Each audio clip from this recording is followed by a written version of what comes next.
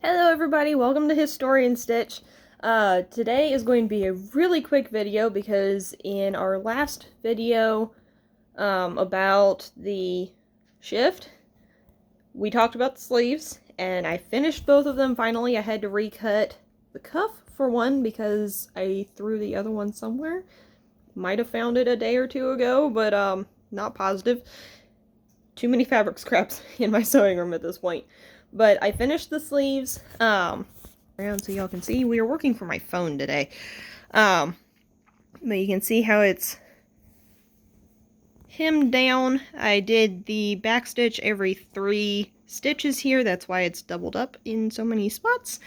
But that makes the seam a whole lot stronger, on top of the fact that I am using just generally stronger thread for this whole thing. Because again, I'm using silk for the hemming, and linen for the main chunk there. But after the sleeves, I said that the next step was going to be the side gores. Your gores are going to be, or gussets, gores, they are going to be what makes the garment big enough for you to move in. Forgive me, hang on. But I have one done at the moment, or half done, not even completely done yet, which is okay. It gives a good visual for all of this. And I am backstitching every 3, so this is the back here. So you've got straight sections like that, 1, 2, straight section, 1, 2. That, again, is going to make basically a knot, so if anything ever does come undone, it can't get past that point. And basically every inch has that back stitch here. On the side that I'm going to have showing when I hem it, looks like a straight, like regular stitch. A little bit nicer to look at. But your gore here, or my gore here, starts at my natural waist, goes all the way down. I'm playing with what this upper part is going to look like because I need to figure out how to scrunch it together. I have a 2-inch gap up here. Actually closer to 3 or 4-inch gap up here. This needs to all scrunch together because where the armhole really needs to start is up here. So, figuring that out as I go. But yeah, it's coming along progressively, and once I get these done, I will go through and I'll show y'all how I figure this chunk out, and then the top, where I need to hem all of these edges down for that neckline, put the sleeves in, and then on top of the sleeves here at the shoulders, there are supporting pieces. They are like 6x3 pieces, that will just go directly over the shoulder on that seam, in our t-shirts and all. That way, because that spot is going to get a lot of strain, or could possibly get a lot of strain, you put it there and it keeps that seam from fraying and falling apart, and it just gives general support to the garment.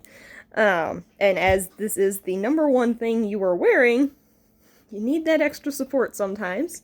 Along with this, though, finally finished Miss Naomi's dress, and I wanted to talk about a piece of it, because we put a kick plate into this dress. It is a good foot-high kick plate, if not lower. So up here is my main fabric, or her main fabric, rather.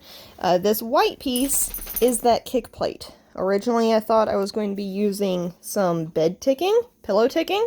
Pillow ticking is generally just thicker, it's heavier, so it would give the skirt a little bit more support. And because she doesn't have the petticoats yet, I figured that would be a good thing.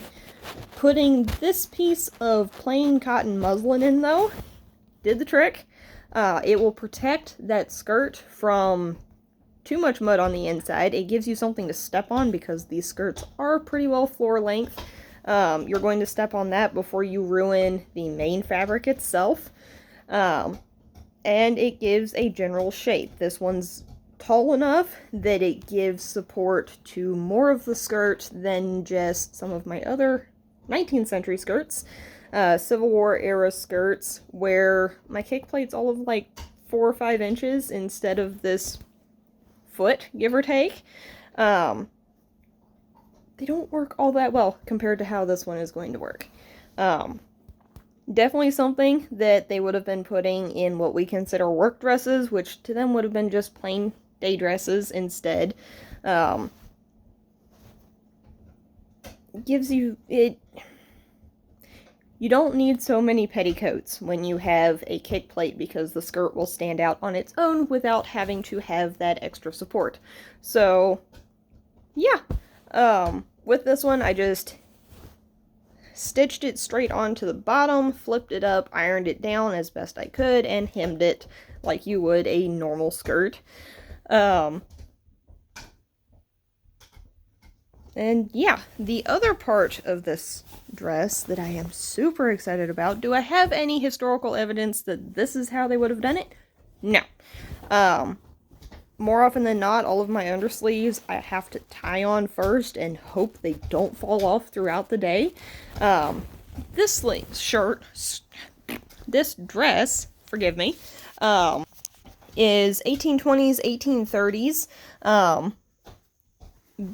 Basically, for this one, you have that short sleeve option here, but then there's the undersleeve that goes in. For this, let me put y'all down for just a second.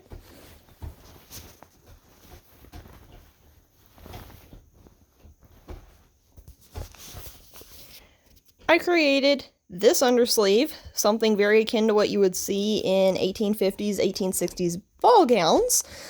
Put that in, have 8 buttons on each sleeve. Put the buttonholes into the main undersleeve here, and it buttons in.